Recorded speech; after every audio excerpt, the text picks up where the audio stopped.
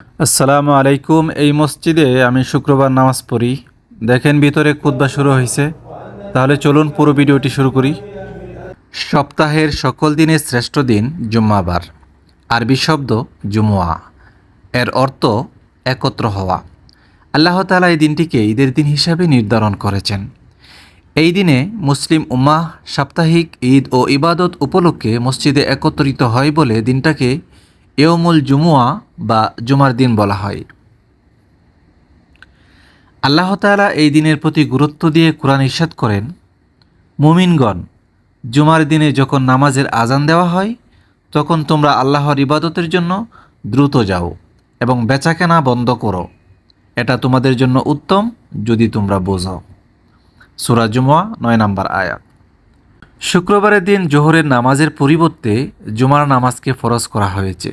জুমার ২ রাকাত ফরজ নামাজ ও ইমামের খুতবাকে জোহরের ৪ রাকাত ফরজ নামাজের স্থলাভিষিক্ত করা হয়েছে। সপ্তাহে এ দিনে জুমার খতিব উম্মতের যাবতীয় প্রয়োজনীয় গুরুত্বপূর্ণ বিষয়ে কুরআন ও হাদিসের আলোকে নির্দেশনা ও সমাধানমূলক উপদেশ দেন তার খুতবায়। প্রথম হিজরিতে জুমার নামাজ ফরজ হয়। রাসূলুল্লাহ সাল্লাল্লাহু আলাইহি সাল্লাম হিজরতকালে কুবাতে অবস্থান শেষে শুক্রবার দিনে মদিনা পৌঁছেন এবং বনি সালেম গোত্রের উপত্যকায় পৌঁছে জোহরের ওয়াক্ত হলেই সেখানেই তিনি জুমার নামাজ আদায় করেন। এটাই ইতিহাসের প্রথম জুমার নামাজ। এতক্ষণ শুনলেন জুমার নামাজ এবং ফজিলত সম্পর্কে। তো দেখতেছেন, এটা হচ্ছে সৌদি আরব তায়েফে। তা এখানে বিল্ডিংগুলা ২ তলা এবং ৩ তলার ভিতরে হয় দেখতেছেন, এবং গাড়ি রাখার জন্য আলাদা কোনো পার্কিং এখানে ব্যবস্থা করা হয় না, এগুলা রাস্তাতেই থাকে। দেখতেছেন সবার বাড়ির সামনে গাড়িগুলা রাখা আছে। তো আমি যাইতেছি নামাজ পড়তে। তো চলুন আমার সাথে, দেখাই আমি কোন মসজিদে নামাজ পড়ি। তো ওই যে দেখা যাচ্ছে দুটি লোক, তারাও নামাজ পড়বে, তারা নামাজের জন্য যাচ্ছে। তো এই জায়গাটা বেশিরভাগ সৌদিরাই এখানে থাকে, বসবাস করে, এবং অনেকেই শখ করে খেজুরের গাছ লাগায় বাড়ির সামনে। তো দেখতেছেন এই যে একটি খেজুরের গাছ আমি দেখতে পাচ্ছি, অনেক সুন্দর। সৌদি আরবের সবচেয়ে প্রসিদ্ধ একটি গাছ হচ্ছে খেজুর গাছ। দেখেন কত সুন্দর একটি চারা। তো চলেন সামনে যাওয়া যাক, আমার সাথেই থাকুন এবং পুরো ভিডিওটি দেখতে থাকুন। তো সৌদি আরবের জীবনযাত্রা কীরকম, সৌদিদের লাইফস্টাইল কীরকম, সেটা বলার চেষ্টা করব।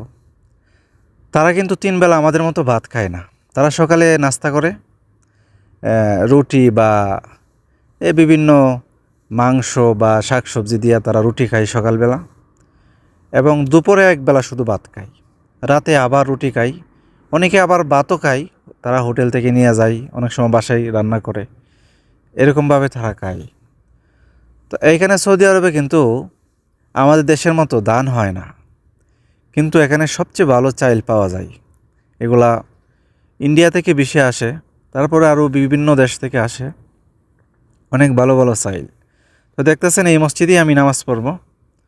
ওই যে দেখেন এখানে একটা একটা গ্রাম বলেন আর যাই বলেন, মানে একটা পাড়া মহল্লা, এখানে সবাই নামাজ পড়ে এই মসজিদে।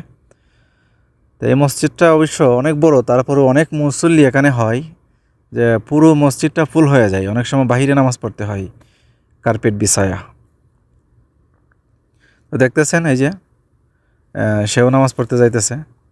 তো এখানে কিন্তু আমাদের দেশের মতো যে টুপিকে এত বেশি একটা গুরুত্ব দেওয়া হয় না। আমি যা দেখলাম, আমরা তো নামাজে গেলে একবারে সবাই টুপি পরি, কিন্তু এখানে সবাই কিন্তু টুপি পরে না, এই টুপিটাকে এতটা গুরুত্ব তারা মনে করে না। তো দেখেন আবার অনেকে ইচ্ছা করলে পরে। তো আমি এদিকে যাব, এদিকে হয়েছে মেইন গেট। তা সবাই দেখেন এখানে জুতাগুলা বাইরে রেখে ভিতরে ঢুকতেছে। তো আমি দেখি কোন দিক দিয়ে ঢোকা যায়, আমিও দেখি কোন দিক দিয়ে ঢোকা যায়।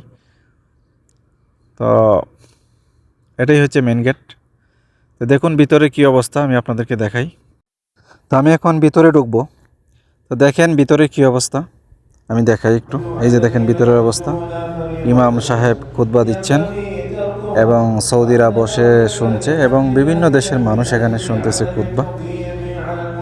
খুতবা শেষ, নামাজ পড়বো। আমি নামাজ পড়ে এখন বের হলাম। এই যে দেখেন আমি নামাজ পড়ে বের হয়ে গেলাম। তো সবাই যার যার কর্মস্থলে চলে যাচ্ছেন, আমিও চলে যাব। তো এই হচ্ছে আমাদের কর্মযজ্ঞ।